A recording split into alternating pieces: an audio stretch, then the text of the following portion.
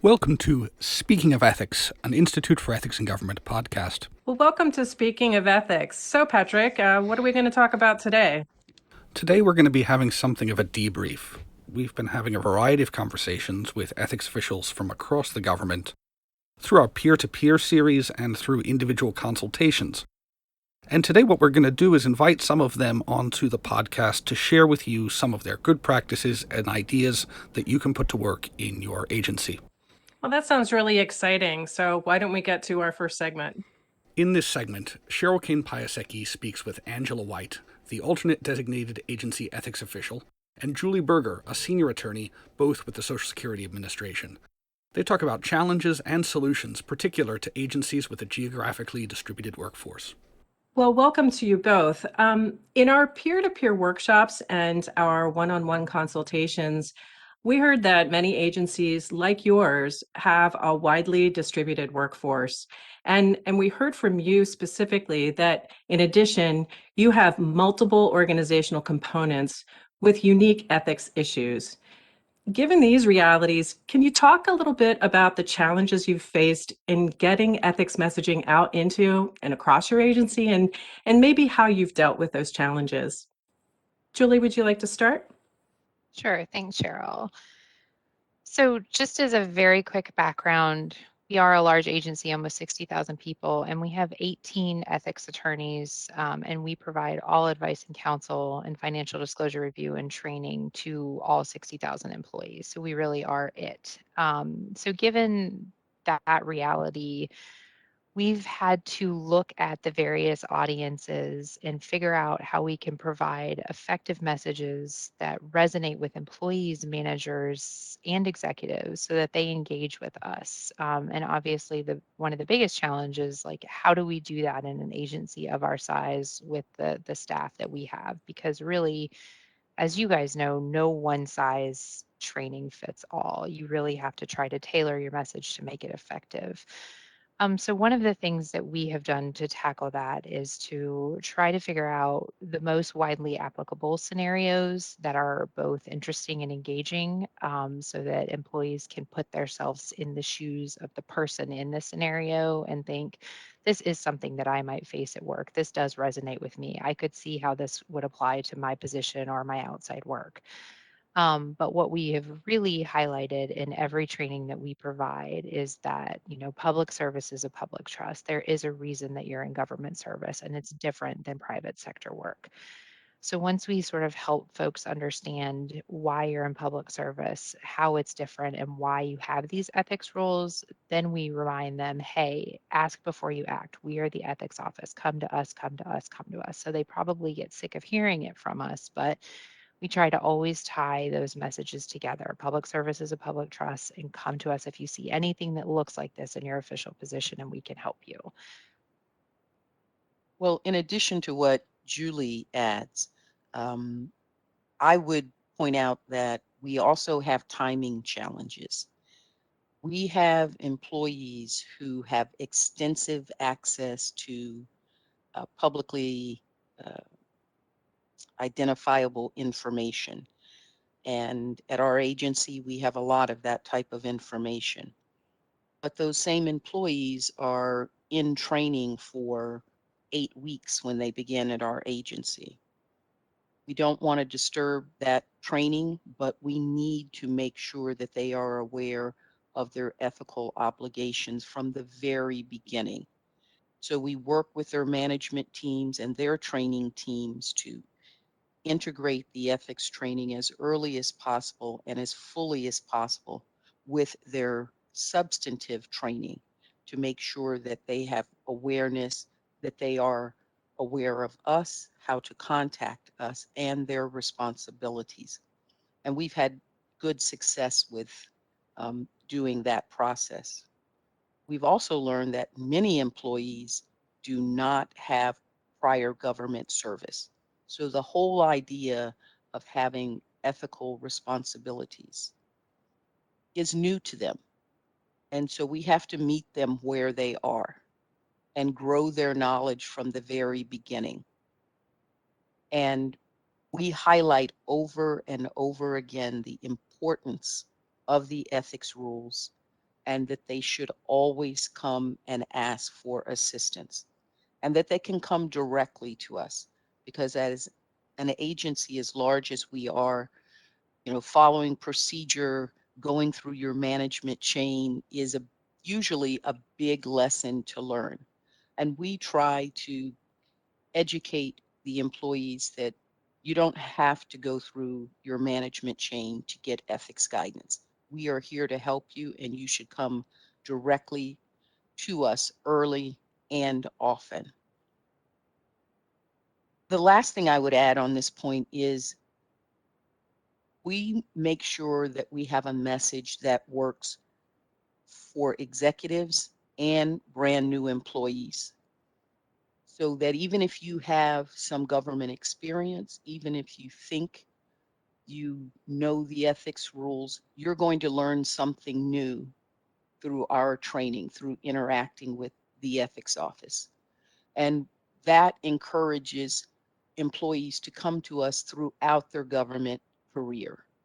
And that gives us the opportunity to make sure that we are assisting them at every step of their career. And if I could add one additional point of resistance that I don't think is unique to SSA, in that we are such a large agency. I think it's true with every federal agency. It's the challenge of time. We've had a lot of people tell us, hey, we're a public facing agency. We spend our time serving the public. We cannot take people off of the front lines for any kind of training at this point. So that's one of the other challenges that we faced in getting ethics out into the agency. And to that point, I think given the size of your agency, the distribution of your workforce, the diversity of your workforce, it seems there are always either certain groups or certain individual employees that are maybe more difficult to reach. How have you handled or even overcome points of resistance in the agency? I'll take that one, Cheryl. The first thing that we have dealt with is the point that Julie raised with time. We are using shorter sessions, and we are making sure that whenever possible, we are mixing ethics with the normal routine of meetings for each component or office, so that they begin to think of ethics as a part of their team, a normal operating consideration. And we also use that time to explain the benefits of interacting with the ethics office early. It saves them time. It makes their offices more efficient and effective. It allows employees to focus on their particular duties, instead of employees trying to become ethics experts. We really sell that we are the experts, we are there to help them, and that seems to help make them more likely to seek our assistance. Other ways that we have overcome points of resistance is by using executive buy-in. I think we are very fortunate at our agency that our commissioner and the DAO are strong proponents of our ethics program, and they always support our undertaking, whether it's through annual ethics training, new employee training, appearing in our messages, sending out emails agency-wide, um, having messages at high-level executive meetings on the importance of ensuring prompt completion of any ethics requirements, and also showing interest with regard to financial disclosure, making sure that we are getting accurate and timely reports. And having that support at the top emphasizes to everyone the importance of ethics and energizes them to make sure that they're doing everything they can to help us meet our requirements. We also depend very heavily on relationship building. From the very beginning, we reach out to the necessary executives, any new employees. We also make it a point to identify within various components or offices who are the unofficial leaders that we can build relationships with to know in advance when there might be a problem, or find a way to once again demonstrate that ethics is very important and helpful to them. The final piece of overcoming resistance, as Julie mentioned earlier, we have a broad array of employees who do many different jobs. And so we need to be able to identify what's meaningful to them, what is a language, some terminology that they will grasp, that will grab and hold their attention.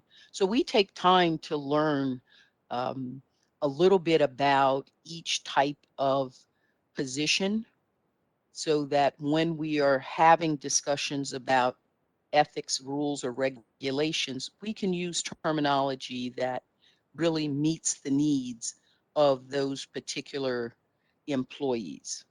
And the final thing that we try to do is make sure that our communications are consistent from the highest level employee to the lowest level employee. So within that particular component, everyone is getting the same message about the importance of ethics. And that helps that whole component level set the expectation for ethical behavior.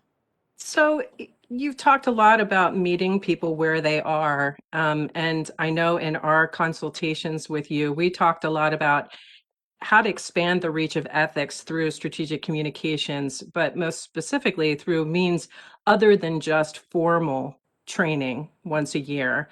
So, can you talk a little bit about some specific examples of where you have found or created opportunities to engage about ethics other than simply your formal training once a year? Sure. So we have tried to leverage the technology that's available to us that we may not have even known existed.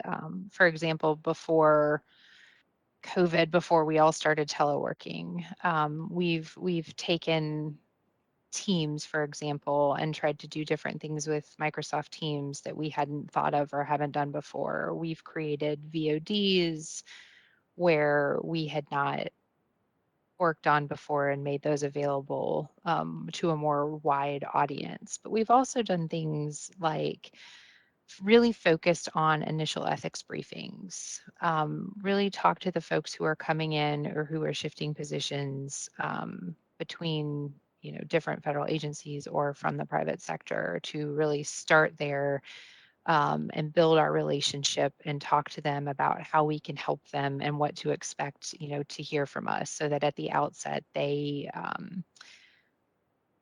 know us, they want to communicate with us, and we have sort of already started to build that trusting relationship. We also have taken advantage of some agency-wide email opportunities. We've been able to send out at particularly salient times, for example, before the end of the year, we may send out a gift reminder, or, during an election season, we'll send out some Hatch Act reminders using our agency-wide email systems. We've also reached out to components, especially those who are particularly interested in having different ethics trainings and who are receptive to our offers of training, to have things like lunch and learn sessions. Or we've asked, hey, can we come to your all hands meeting, which is what SSA calls when a big component invites all of their staff to meetings. And whether we're there virtually or via video, we've said, okay, well, what are some of the things that you think would be helpful, for us to address? Or here are some of the questions that we've seen recently. Would those resonate with your people? And tried to, again, tailor our message and get our foot in the door into things that are meetings that are already scheduled or already existing. So my final question to you is, we had a pretty expansive discussion during our communications consultation with you. So is there anything you're doing or planning to do differently as a result of those conversations? And even if not, is there anything specifically that you're doing that you'd like to share or recommend to your colleagues in the community? So I will take the first part. We had a great discussion. You guys had some suggestions that I think are really applicable and will help us streamline our processes and make our information, more digestible to employees.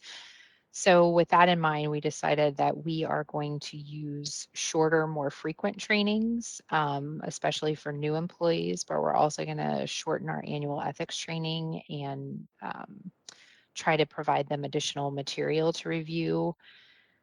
We're also going to use more electronic notices that we haven't always taken advantage of in the past. Some of our components have newsletters. We can build in an ethics corner in those. We'll have some, when we get back into offices, we realize that there are some monitors that show agency news in different areas of the nation. So we're going to try to get an ethics corner, ethics bullets or ethics highlights or posters on those monitors that employees see when they go into the office. The other point that we took from you that we think would be very helpful for us, we have a lot of senior executives who switch components. For example, if somebody will move from our budget office to HR. And when they are moving, they don't necessarily know the culture of the component that they're moving to. And so one of the things that we think would be helpful is if we brief each senior executive as they move components and sort of tell them, okay, so here are the ethics, successes that this component has had, and here are some of the challenges that we think that you're going to face from an ethics perspective when you go in.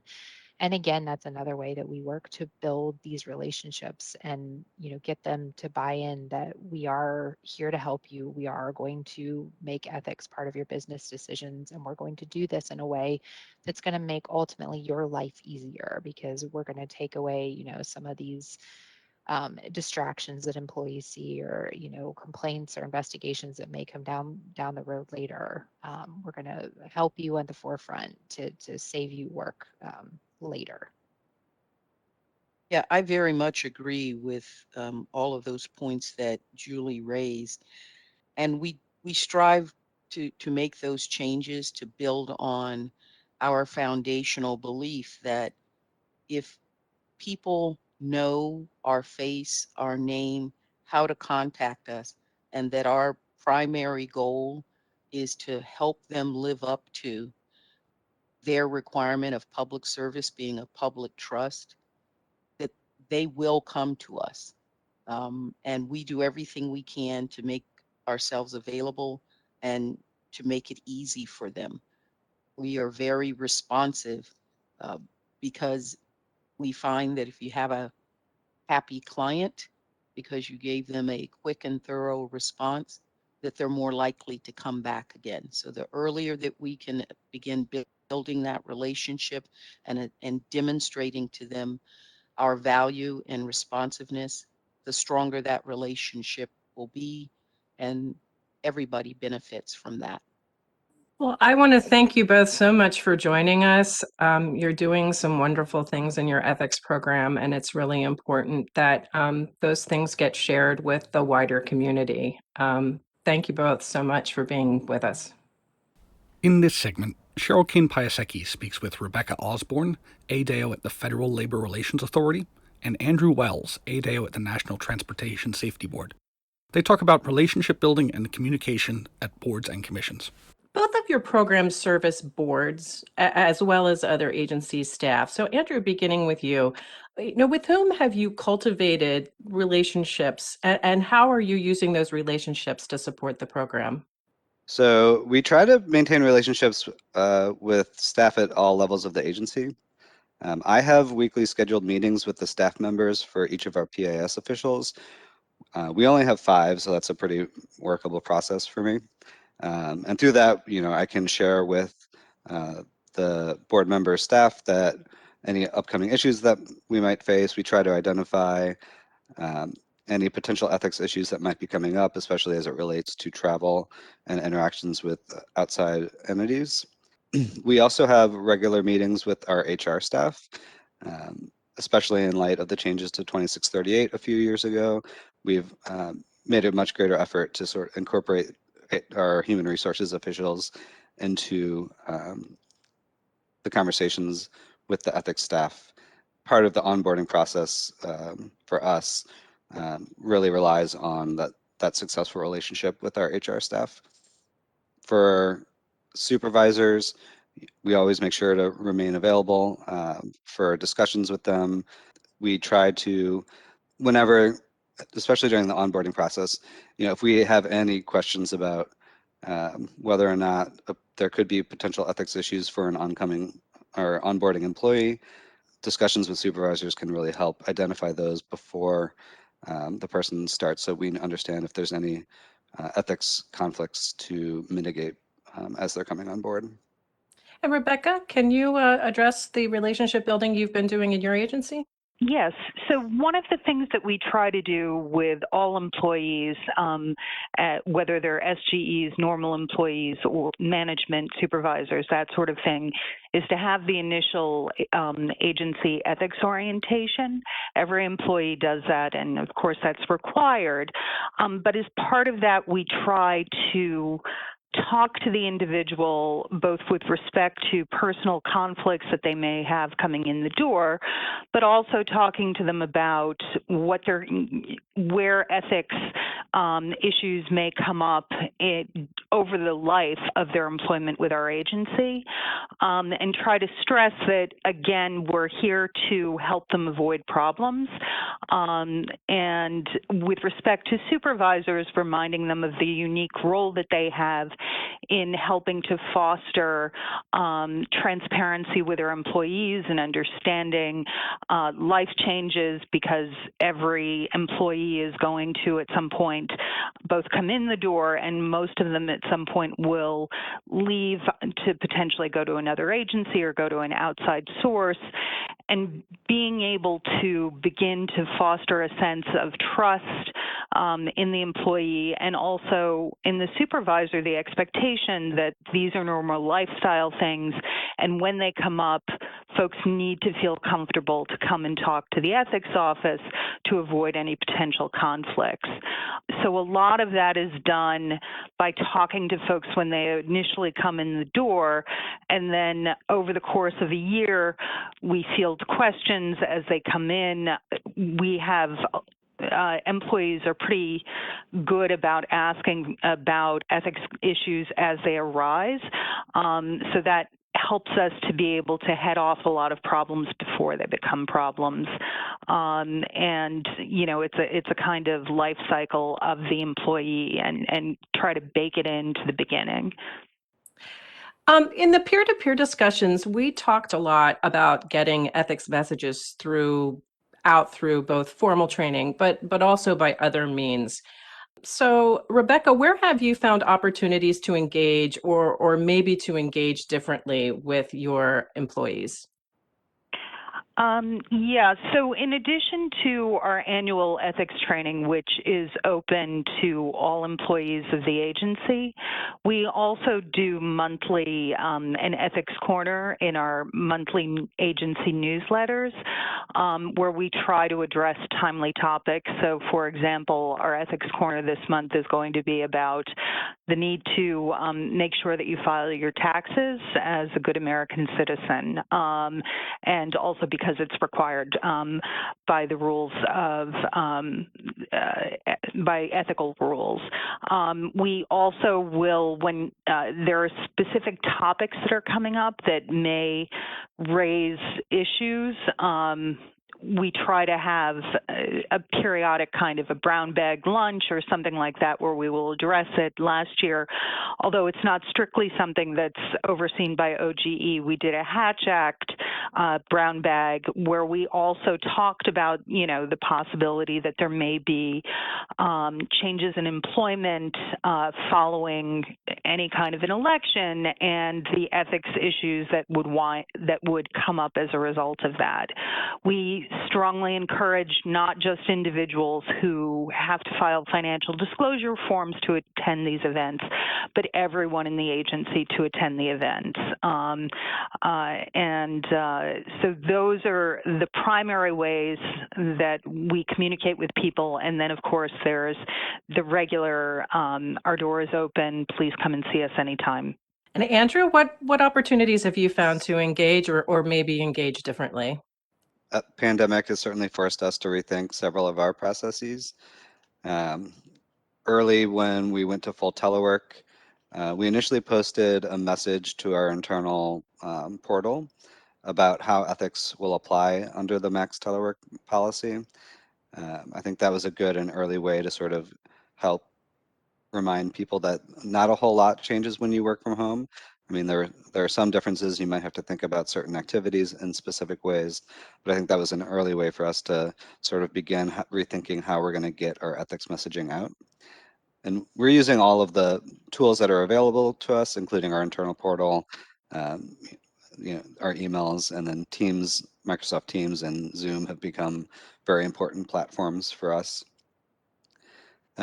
We also, whenever we do trainings, especially our annual ethics training, we send out surveys to the participants to find out what worked well, what topics they feel like deserved more attention, if there's anything that we missed, and we're using those responses to help develop some targeted trainings for this calendar year. We're also thinking about this year. So we were a paper 450 program last year. That obviously would not be workable in the current situation.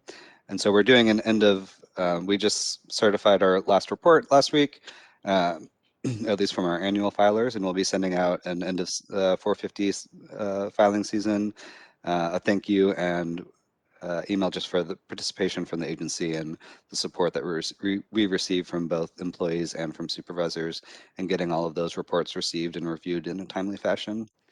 One other thing that we restarted recently within the last few months is a monthly reminder to public filers about their 278T reports. We had seen a couple examples of people who didn't fully understand how those reports worked, and we felt it was just going to be an effective way to keep public filers focused on that report. We know that, as things are moving along at a rapid pace under these conditions, it's hard, or it's easy to lose track of certain things, and that monthly reminder has definitely generated a few questions, most of them about things that don't need to be reported, but those communications, I think, are helpful in educating our staff about what their ethics obligations are, in particular relating to the periodic reports. Well, thank you both so very much for being with us. We really appreciate your time. In our final segment, I had the opportunity to speak with Eric Dornberg, the alternate designated agency ethics official at the Department of Homeland Security, and Scott Thompson, the ADO at the Department of Defense, about ethics communications challenges and solutions that are prevalent in large departments and agencies. Thank you both very much for joining us today. You both lead ethics programs in large departments, so I'd like to focus on issues that are important in large organizations. So in your departments, you have large management teams who are very important to the overall culture, and upper management is especially important. So our first question is, how do you engage entire leadership teams to promote ethics across the enterprise? And perhaps, Scott, you'd like to get us started. Yeah, sure, Patrick. It all starts on day one, and day one starts not necessarily when the person joins the department, but really for our most senior officials when they're identified to join the department. So during the ethics vetting process that precedes nomination, we start having conversations not just about the financial disclosure forms, not just about the ethics agreement, but really about what those documents mean in the larger context. And we have conversations with the future senior officials about promoting ethical conduct within the department. And then I think also we continue that through the onboarding process, both with the officials that are presidentially appointed and Senate confirmed, but also with new political appointees and really with all appointees in their initial ethics training.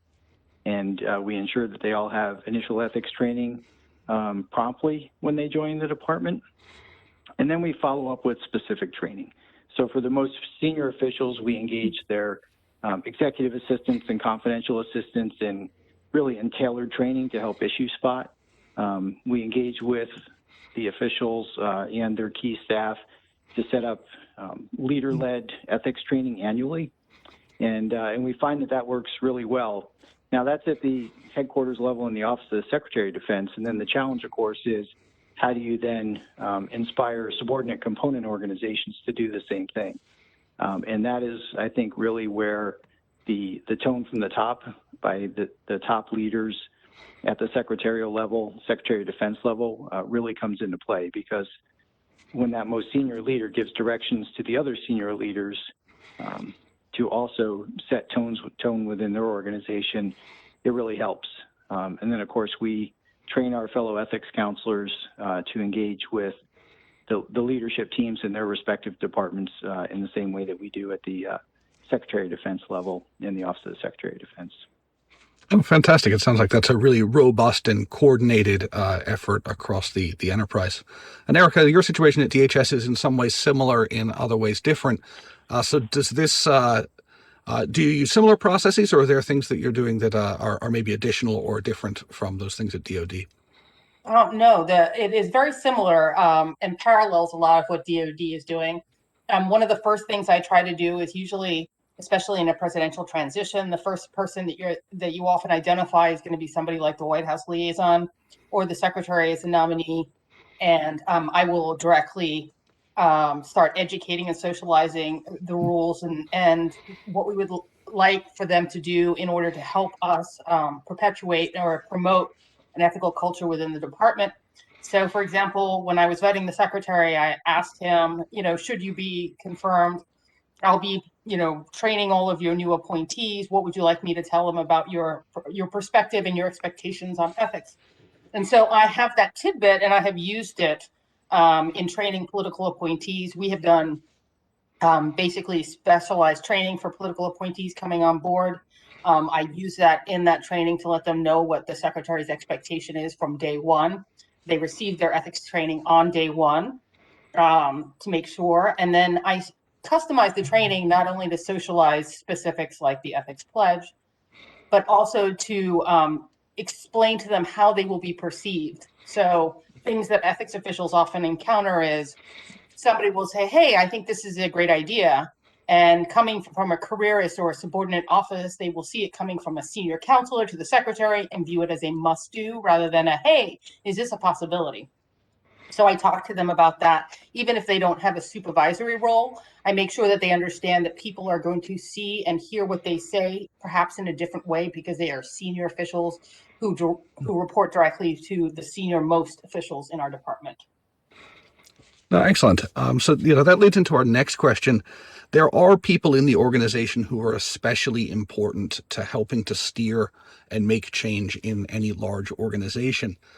So I think this question is for either of you. How do you identify leverage points or those people, and how do you use them to support the ethics program? Where do you find the fulcrum for the changes that you'd like to make or the promotion of ethics in your organizations? Well, I think the key to any kind of leveraging to promote ethics is to interplay it with the agency's mission, the agency's motto and values. One of the first things I try to do, for example, is when we get a new set of public affairs staff, is I try to sit down with them and I talk to them both for internal messaging about the culture of the department, as well as external messaging to stakeholders and others. And especially for things like speech writing for senior officials, that they understand the kinds of what I call them ethics temperature value sets. So I give them like a list of words that relate to ethics, selfless service, integrity, those kind of terminologies that they should be thinking about and integrating. Some of those come from our motto and our value set, so they're easy to interplay. That is very important, as well as looking at things like giving them key examples of where we have seen ethics come up and why we are leveraging their participation in the ethical culture to avoid oversight queries and things that will distract us from performing the duties of the department, such as a congressional investigation, for example. No, excellent. So it sounds like, when you're communicating, one of the good things to do is to engage with those people who create communications and talk to those people who care about the things we're worried about. Scott, does that present itself differently or similarly at DoD? And how do you figure out how to make change in such a large organization? Right, I agree with Erica. The public affairs officials are key to getting out the message and giving voice to the senior leaders' message. I think there's also some other people that in DoD and probably also in DHS, that we touch on and work with closely. I mean, obviously the respective chiefs of staff of the big organizations, the White House liaison, but we've also found, it very effective to provide opportunities for our secretary to be personally involved in the ethics program. So one thing that we've been doing successfully for a couple of years now is that the Secretary of Defense will lead ethics training annually for the other most senior people in the department, to include the secretaries of the military services, to include the military service chiefs, as well as the chairman of the Joint Chiefs of Staff, the undersecretaries in the department. And we find that that's very effective because he says in an annual ethics message, all leaders should go lead ethics training, and he models it himself. I think that sends a really strong message and helps, especially in big organizations that are very globally dispersed. It's important to start from the top and really push down hard to make sure that ethics training and ethics messaging is getting out there. I also think that Congress is important, that Congress can impose change on us.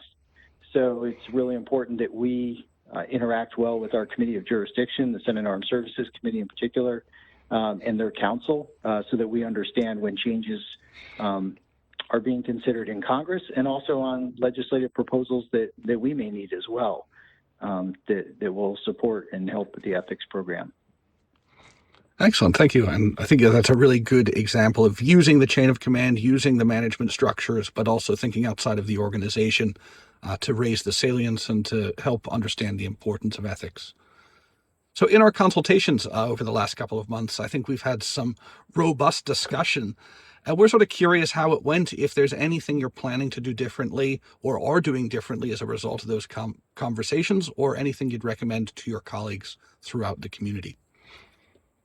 Yeah, I mean, I think after our conversations with OGE on strategic communications, we came out with some good ideas, particularly from social media, and how to make that more dynamic, maybe more recurring.